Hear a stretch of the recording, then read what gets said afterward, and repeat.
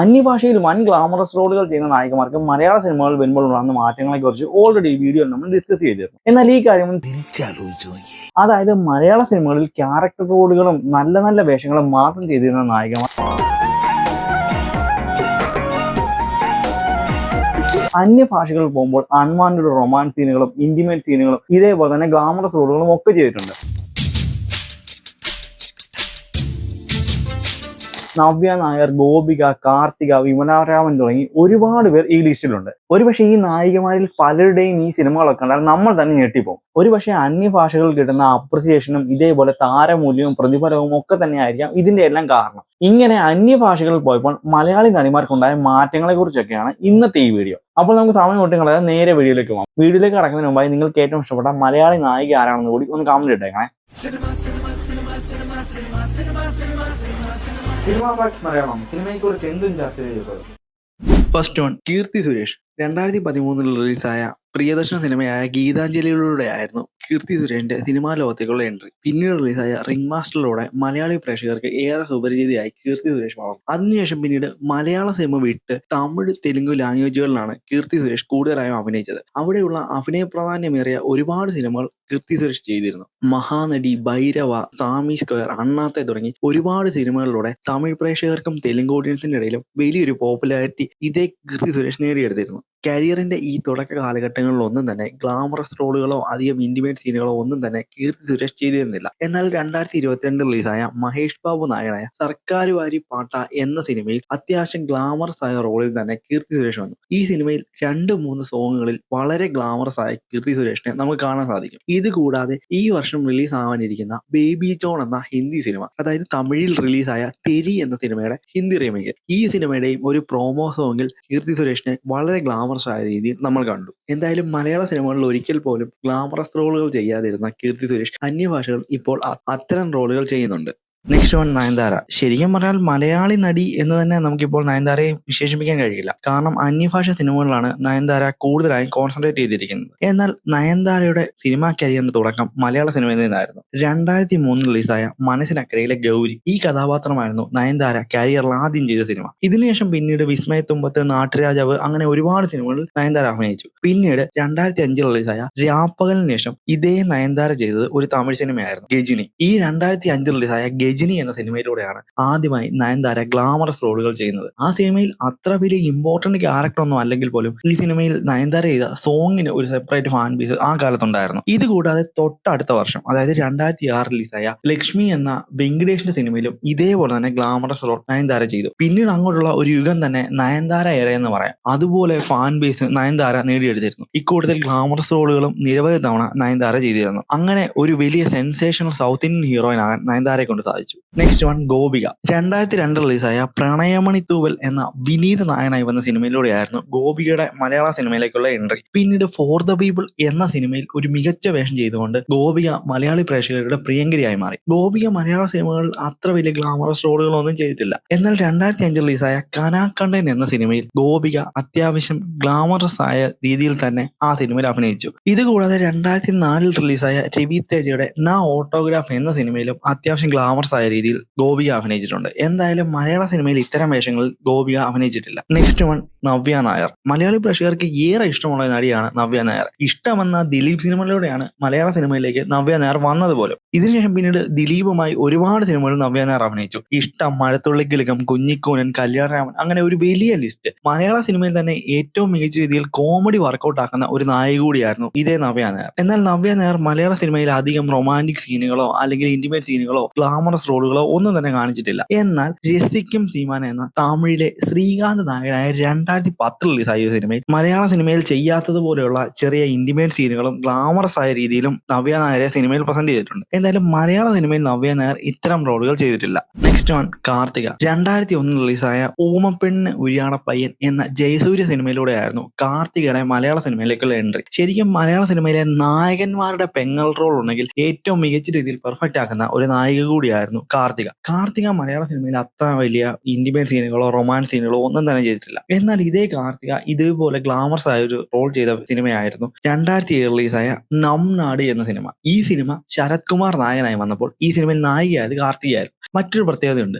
ഈ സിനിമ എന്നാൽ ഇതിനും വർഷങ്ങൾക്ക് മുന്നേ ദിലീപിന്റെ റിലീസായ ലയന്റെ റീമേക്ക് ആയിരുന്നു. ലയൺ എന്ന ചിത്രത്തിൽ ദിലീപിന്റെ പെങ്ങളുടെ വേഷമായിരുന്നു കാർത്തിക ചെയ്തത്. എന്നാൽ ഇത് തമിഴ് റീമേക്കിലേക്ക് പോയപ്പോൾ അവിടെ നായികയായി കാർത്തിക മാറി. എന്തായാലും ഈ സിനിമയിലെ മനസ്സിൽ മനസ്സിൽ എന്നൊരു ഗാനത്തിൽ അത്യാവശ്യം ഗ്ലാമറസ് ആയി തന്നെ കാർത്തികയെ പ്രസന്റ് ചെയ്തിട്ടുണ്ട്. Next one Vimala Raman. മലയാളി പ്രേക്ഷകർ ഒരിക്കലും മറക്കാത്തൊരു നടിയാണ് വിമല രാമൻ. 2006 പൊയ് എന്ന ഒരു തമിഴ് സിനിമയിലൂടെയായിരുന്നു വിമല രാമന്റെ സിനിമാ കരിയറിന്റെ തുടക്കമെങ്കിലും പിന്നീട് ടൈം, പ്രണയകാലം, നസ്രാണി, റോമിയോ അങ്ങനെ ഒരുപാട് മലയാള സിനിമകളിലൂടെ മലയാളികൾക്ക് സുപരിചിതയായ നടിയായിരുന്നു വിമല രാമൻ. വിമല രാമൻ മലയാള സിനിമയിൽ അധികം അങ്ങനെ ഓവർ റൊമാൻസ് സീനുകളോ ഇന്റിമേറ്റ് സീനുകളോ ഒന്നും തന്നെ ചെയ്തിട്ടില്ല. ഒരു കാലഘട്ടത്തിന് ശേഷം പിന്നീട് മലയാള സിനിമയിൽ അധികം സജീവമാകാത്ത ഒരു നടി കൂടിയായിരുന്നു വിമല രാമൻ. പിന്നീട് വിമല രാമനെ നമ്മളെല്ലാവരും ശ്രദ്ധിച്ചത് ഒരുപക്ഷെ 2016 റിലീസായ ഒപ്പം എന്ന ലാലേട്ടൻ സിനിമയിലൂടെ ആയിരിക്കും. എന്നാൽ ഇതേ വിമല രാമൻ തന്നെ മറ്റു പല ഭാഷകളിലും വളരെ വലിയ രീതിയിൽ ഗ്ലാമറസ് റോളുകൾ ചെയ്തിട്ടുണ്ട്. ഇവയിൽ വിമല രാമൻ അഭിനയിച്ച 2011 ഒരു സിനിമയായിരുന്നു ചാട്ടം. ഈ സിനിമയിൽ നായകനായി വന്നത്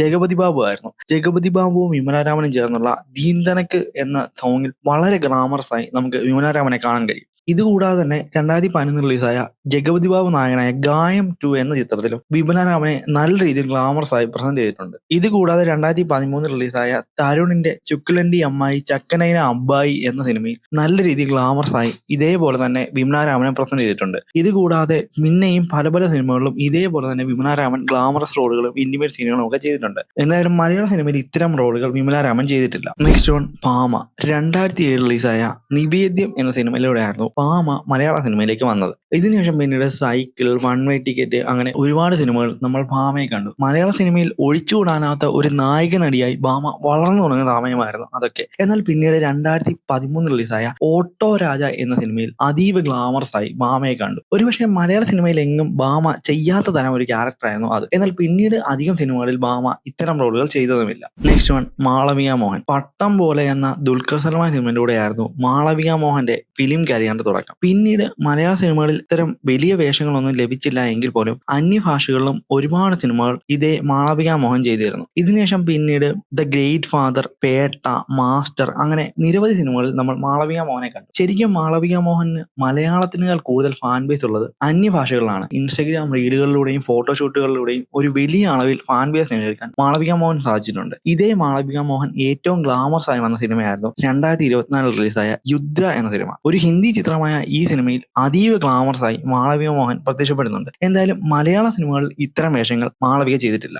നെക്സ്റ്റ് വൺ അനു ഇമ്മാനുവൽ. ബാലതാരമായിട്ടായിരുന്നു അനു ഇമ്മാനുവലിന്റെ ഫിലിം കരിയറിന്റെ തുടക്കം. 2011 റിലീസായ കമൽ സംവിധാനം ചെയ്ത സ്വപ്ന സഞ്ചാരി എന്ന സിനിമയിലൂടെയായിരുന്നു അനു ഇമ്മാനുവൽ ആദ്യമായി മലയാള സിനിമയിൽ പ്രത്യക്ഷപ്പെട്ടത്. ഈ ചിത്രത്തിന്റെ പ്രൊഡ്യൂസർ അനു ഇമ്മാനുവലിന്റെ ഫാദറായ തങ്കച്ചൻ ഇമ്മാനുവലുമായിരുന്നു. എന്നാൽ പിന്നീട് കുറച്ചു കാലത്തേക്ക് ഇതേ അനു ഇമ്മാനുവൽ അധിക സിനിമകളൊന്നും ചെയ്തില്ല. പിന്നീട് അനു ഇമ്മാനുവൽ നായികയായി വന്ന സിനിമയായിരുന്നു 2016 റിലീസായ ആക്ഷൻ ഹീറോ ബിജു. നിവിൻ പോളിക്കൊപ്പം നായിക വേഷത്തിൽ ആദ്യം എത്തിയ അനു ഇമ്മാനുവലിന്റെ സിനിമയായിരുന്നു ഇതേ ആക്ഷൻ ഹീറോ ബിജു. പിന്നീട് നിരവധി അന്യഭാഷ സിനിമകളിൽ വലിയ വലിയ വേഷങ്ങൾ അനു ഇമ്മാനുവൽ ചെയ്തിരുന്നു. ഇവയിൽ അനു ഇമ്മാനുവൽ ഗ്ലാമറസ് ആയി ചെയ്ത 2 സിനിമകളായിരുന്നു ജപ്പാൻ എന്ന 2022 റിലീസായ സിനിമയും 2023 റിലീസായ രാവണാസുര എന്ന സിനിമയും.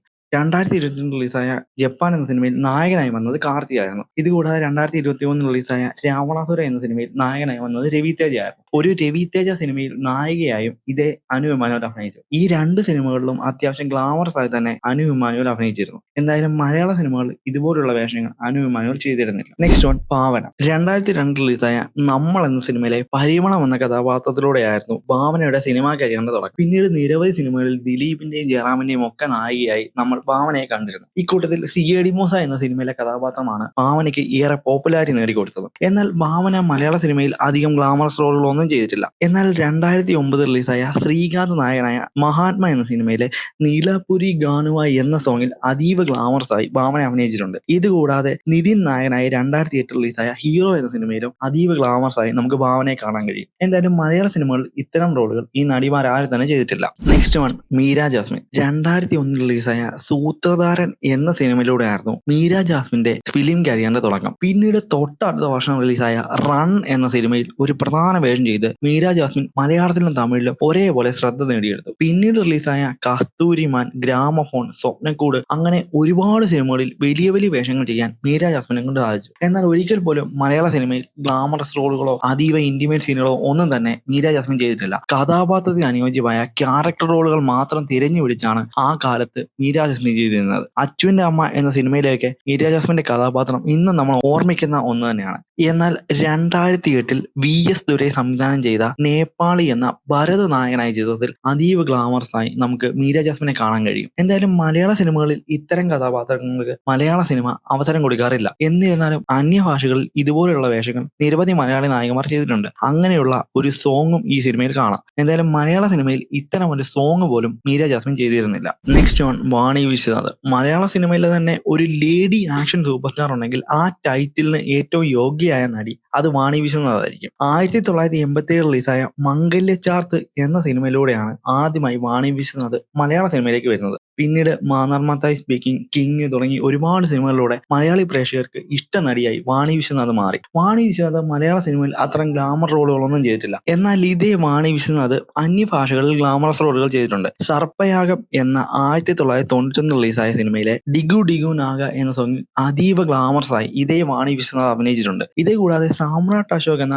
1992 റിലീസായ തെലുങ്ക് സിനിമയിലും ഇതേപോലെ തന്നെ വാണി വിശ്വനാഥ് ഗ്ലാമറസ് ആയി അഭിനയിച്ചു. ആ സിനിമയിൽ അഭിനയിക്കുമ്പോൾ നായകനായിരുന്ന NTRന് ഏകദേശം 60 വയസ്സിനോടടുത്ത് പ്രായമുണ്ടായിരുന്നു. എന്തായാലും മലയാള സിനിമയിൽ അധികം ഗ്ലാമറസ് റോളുകൾ ചെയ്യാതെ വാണി വിശ്വനാഥ് അന്യഭാഷയിൽ ചെയ്ത ഗ്ലാമറസ് റോളുകളായിരുന്നു ഈ സിനിമയിൽ ഉണ്ടായിരുന്നത്. Next on Mamata Mohandas. 2005 റിലീസായ മയൂകം എന്ന സിനിമയിലൂടെയായിരുന്നു മമത മോഹൻദാസിന്റെ സിനിമാ കരിയറിന്റെ തുടക്കം. പിന്നീട് അതേ വർഷം തന്നെ റിലീസായ ബസ് കണ്ടക്ടർ എന്ന സിനിമയിലെ മമ്മൂക്കയുടെ പെങ്ങൾ വേഷത്തിലും നമ്മൾ മമത മോഹൻദാസിനെ കണ്ടു. മലയാള സിനിമയിൽ അത്യാവശ്യം നല്ല രീതിയിൽ തന്നെ കോമഡി ടൈമിംഗ് ഉള്ള ഒരു നായിക കൂടിയാണ് ഇതേ മമത മോഹൻദാസ്. ടു കൺട്രീസും മൈബോസും ഒക്കെ കാണുന്ന നമ്മൾക്ക് അത് പെട്ടെന്ന് കത്തുകയും ചെയ്യും. എന്തായാലും പിന്നീട് അതായത് 2006 ലങ്ക എന്ന സുരേഷ് ഗോപി സിനിമയിൽ അത്യാവശ്യം ഗ്ലാമറസ് ആയ രീതിയിൽ തന്നെ ഇതേ മമത മോഹൻദാസ് അഭിനയിച്ചിരുന്നു. എന്നാൽ ഇതിനേക്കാളൊക്കെ വലിയ രീതിയിൽ അതായത് 2008 റിലീസായ ജഗപതി ബാബുവിന്റെ സിനിമയായിരുന്നു ഹോമം. ഈ ചിത്രത്തിൽ വളരെ ഗ്ലാമറസ് ആയി ഇതേ മമത മോഹൻദാസ് അഭിനയിച്ചിരുന്നു. ഇതുകൂടാതെയും പിന്നീടും പല പല അന്യഭാഷ സിനിമകളിലും മമത മോഹൻദാസ് ഗ്ലാമറസ് റോളുകൾ ചെയ്തിട്ടുണ്ട്. എന്തായാലും മമത മോഹൻദാസ് മലയാള സിനിമയിൽ മികച്ച കഥാപാത്രങ്ങൾ ചെയ്യുന്ന ആ കാലത്തായിരുന്നു ഹോമം എന്ന സിനിമയിലെ ജഗപതി ബാബുവിനോടൊപ്പമുള്ള ഇതേ ഗ്ലാമറസ് റോളുകൾ ചെയ്തത്. മലയാളി നടിമാർ അന്യഭാഷകൾ പോകുമ്പോൾ ഉണ്ടാകുന്ന മാറ്റങ്ങളെ കുറിച്ചാണ് ഇന്നത്തെ ഈ വീഡിയോയിൽ നമ്മൾ സംസാരിച്ചത്. ഇതുപോലുള്ള ഇൻഫോർമേറ്റീവ് സിനിമ വീഡിയോസ് നിങ്ങൾക്ക് ഇഷ്ടമാണെങ്കിൽ മറക്കാതെ ഈ പേജ് ചാനൽ ഒന്ന് ഫോളോ ചെയ്തേക്കണേ. അപ്പോൾ അടുത്തൊരു വീഡിയോയിൽ കാണാം. അതുവരെയും ബൈ.